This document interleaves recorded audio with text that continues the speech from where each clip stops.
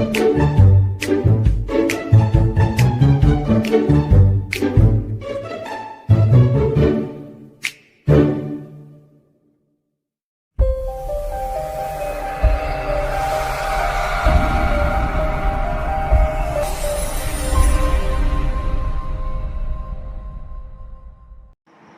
Assalamualaikum.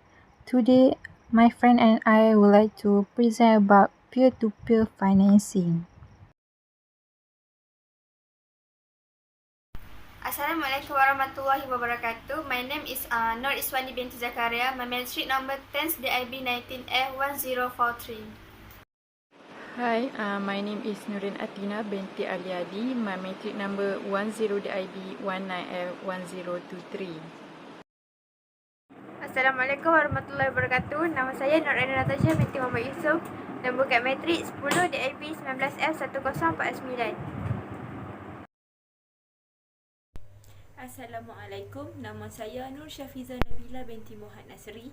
Nombor kad matrik 10 DIB 19F1017. Assalamualaikum warahmatullahi wabarakatuh. Nama saya Muhammad Dina Ikmal bin Zainal Abidin. Nombor kad matrik 10 DIB 19F1035. Introduction peer-to-peer financing. Peer-to-peer financing membolehkan individu mendapatkan pinjaman secara langsung dari individu lain dan menjadikan financial institution sebagai orang tengah.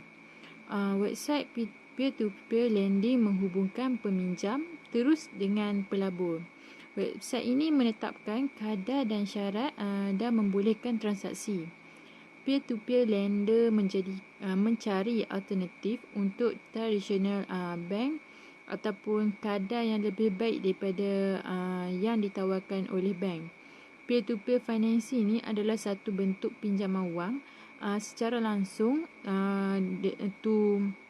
kepada individu ataupun businesses without financial institution yang rasmi yang mengambil bahagian secara perantaraan dalam perjanjian tersebut. Peer-to-peer financing biasanya dilakukan melalui online platform yang match lender dengan calon peminjam. Peer-to-peer lending membolehkan orang yang mempunyai lebihan dana untuk memberi pinjaman kepada orang yang memerlukan dana melalui platform online dalam talian.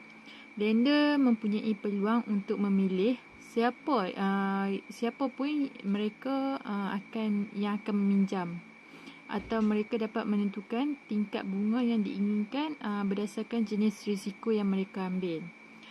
Islamic peer-to-peer lending model tidak seperti conventional banking. Is based on perkongsian untung rugi, memerlukan produk pembiayaan untuk diperdagangkan seperti barang ataupun perkhidmatan fizikal. Sejarah peer-to-peer financing. Di Australia, pada tahun 2012, platform pinjaman peer-to-peer pertama di Australia dilancarkan pada bulan Jun 2016. Pemindahan Australia telah mendorong pembangunan teknologi kewangan dan peer-to-peer pinjaman awal melalui program regulator Sandbox. Sejarah peer-to-peer yang kedua di New Zealand. Dalam New Zealand, pinjaman peer-to-peer dapat dilaksanakan pada 1 April 2014 apabila peruntukan yang relevan dari Akta Takhta Kelola Pasaran Keuangan 2013 berkuat kuasa.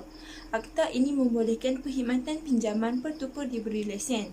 Lembaga Pasaran Keuangan mengeluarkan lesen perkhidmatan pinjaman peer-to-peer pertama pada 8 Julai 2014 kepada Harmony. Harmony secara rasmi melancarkan perkhidmatannya pada 10 Oktober 2014. Sejarah peer-to-peer yang ketiga ialah di Sweden. Pinjaman peer-to-peer di Sweden diatur oleh Finansinspektionen dan dia dilancarkan pada tahun 2007 oleh syarikat trustbuddy AB pertama kali berada di pasaran Sweden untuk pinjaman peer-to-peer yang menyediakan platform untuk pinjaman peribadi berisiko tinggi antara 500 SEK dan 10,000 SEK. Trustbuddy mengajukan kebangkrapan pada Oktober 2015. Sebuah agensi baru telah memetik penyalahgunaan kepimpinan yang terkeluar. Sejarah peer-to-peer yang keempat ialah Brazil. Sejak April 2018, syarikat pinjaman petupa Brazil dapat beroperasi secara langsung tanpa perantaraan bank atau institusi kewangan lain. Melalui resolusi, Bank Central of Brazil membuat beberapa jenis institusi baru yang disebut SEP, iaitu Personal Lending Society, yang bertujuan untuk menyediakan platform untuk perundingan pinjaman langsung antara individu dan syarikat.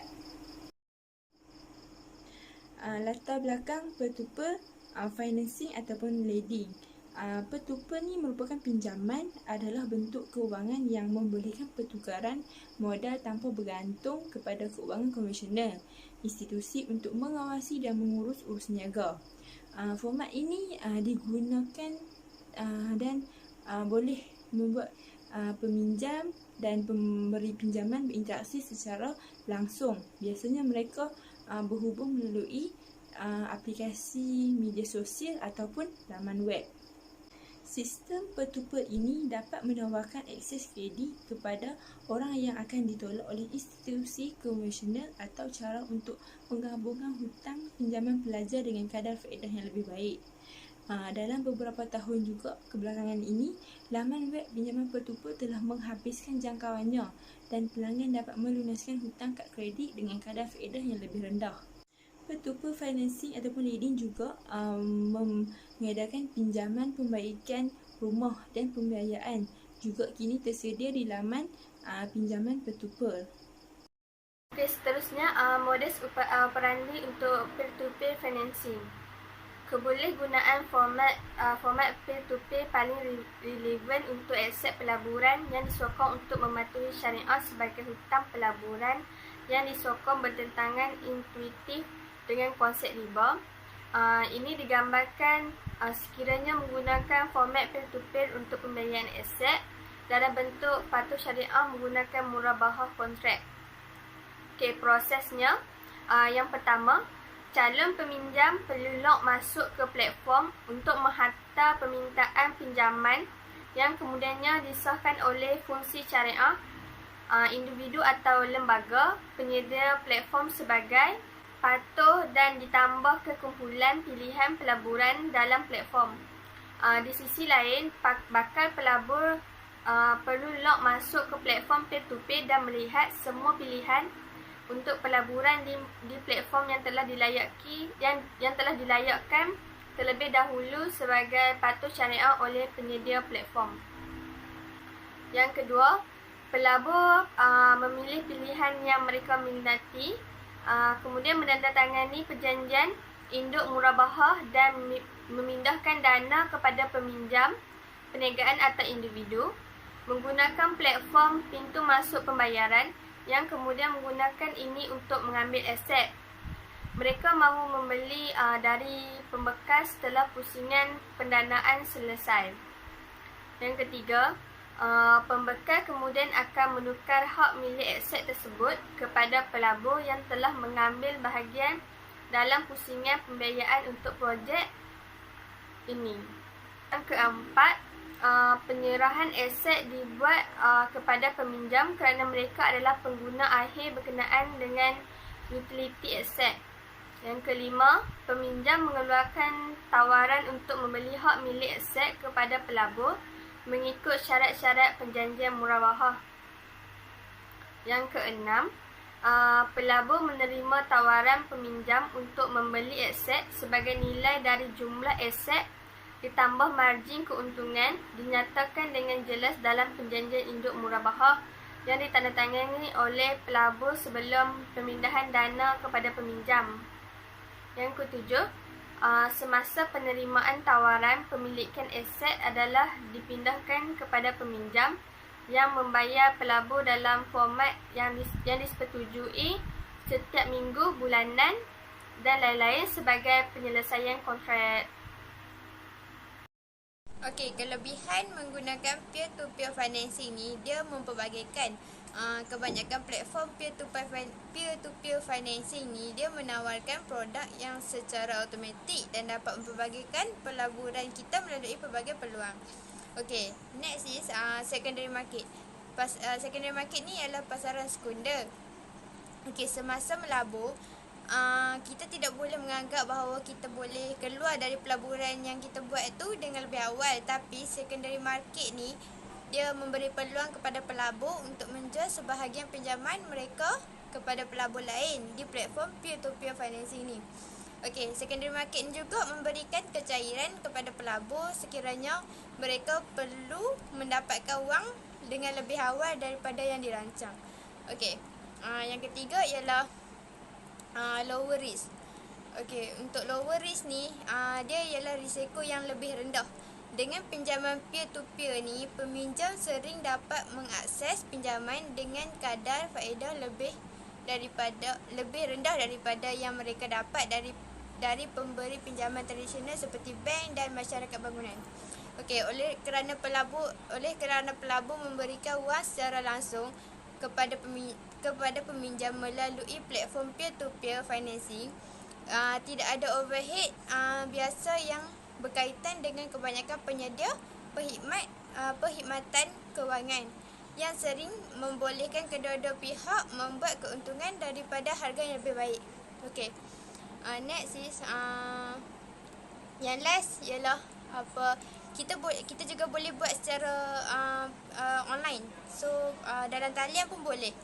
Apa yang membuatkan pinjaman peer-to-peer financing ni berbeza daripada pelaburan lain adalah bahawa semuanya berlaku dalam talian. Apa yang dimaksudkan dengan semua tu kan, ialah seperti kertas kerja, melabur dan menerima pembayaran pendapatan. Okey.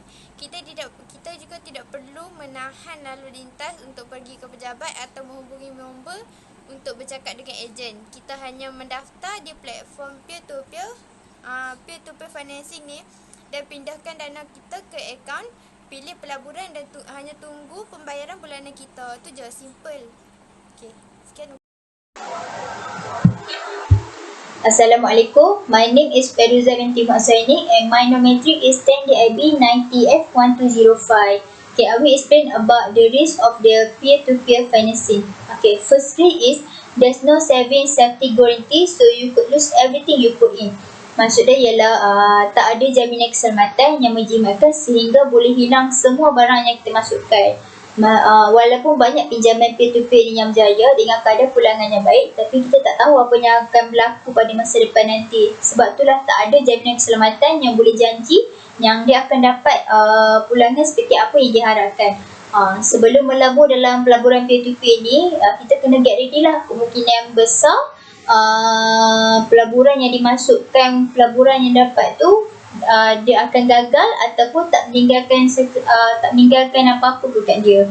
Okay, second is you weren't able to invest more than 10% on your investable account. Maksudnya ialah bagi pelabur yang baru, dia tak boleh melabur lebih pada 10% ke atas aset yang boleh dilaburkan. Jika dia nak melabur juga lebih pada 10% tu, dia akan mendatangkan lagi banyak risiko dekat dia dan boleh bawakan kerugian yang besar dekat dia. Okay, third is the interest rate lender quote is not guaranteed. Okay, kutipan pemberi pinjaman kadar faedah tidak dijamin. Instead, dia boleh berakhir dengan kadar yang lebih rendah atau bahkan tanpa faedah langsung.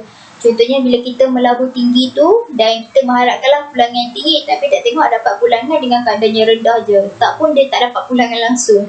Okay, part is your cash may not be lent straight away, so earn no interest for a while. Okay, wang tunai mungkin tidak dipinjamkan terus sehingga tidak dapat memperolehi faedah untuk sementara waktu. Biasanya benda ni tak jadi masalah pun sebab dia memerlukan beberapa hari je untuk wang tu dipinjamkan. Tapi kan sekarang ni kan since pandemik ni, ada risiko dia lah, dia memerlukan beberapa bulan untuk mendapatkan wang tunai tu balik. Jadi dia kena get ready lah untuk terima wang tu tak dapat digunakan for a week atau bulan yang pertama. Okay, last is it may be hard to get your money out as you usually need to sell the loan to another investor. Okay, maksudnya ialah mungkin sukar untuk mengeluarkan wang kerana biasanya perlu menjual pinjaman tersebut kepada pelabur lain. Mendapatkan wang tunai itu biasanya bergantung kepada pelabur baru yang boleh jualkan pinjaman tersebut. Tapi sekarang ni sikit je pelabur baru yang nak beli pinjaman tu. So walaupun kita dapat mengakses wang tersebut, tapi wang tersebut mungkin tak akan dapat balik dalam masa tak seketika ataupun memakan masa lama berbulan-bulan. Kesimpulan, perkembangan untuk syarikat pinjaman peer-to-peer untuk berkembang menjadi tawaran patuh syariah atau ditawarkan oleh firma pakar platform kewangan Islam peer-to-peer kepada pelanggan yang menarik. Jumlah transaksi pinjaman peer-to-peer telah meningkat pada kadar luar biasa sejak sedekad lalu kerana penyebaran teknologi dan pangkalan pengguna yang kuat. Pelaku yang serupa dapat dilihat untuk kewangan Islam yang menunjukkan permintaan tambahan untuk kedua-dua kewangan Islam sebagai perkhidmatan dan produk di seluruh dunia. Teknologi ini, pertumbuhan dan skalabilitas yang berpotensi telah membantu syarikat peer-to-peer menyumbang ke arah mewujudkan pasaran kredit yang lebih mudah diakses oleh peminjam dengan menawarkan kadar faedah dan akses ke dana yang diperlukan pada kadar yang lebih cepat berbanding dengan institusi kewangan tradisional. Pada masa yang sama, pinjaman peer-to-peer bermanfaat bagi pemberi pinjaman kerana ia menawarkan hasil yang lebih tinggi daripada kadar deposit di bawah persekitaran kadar faedah rendah semasa.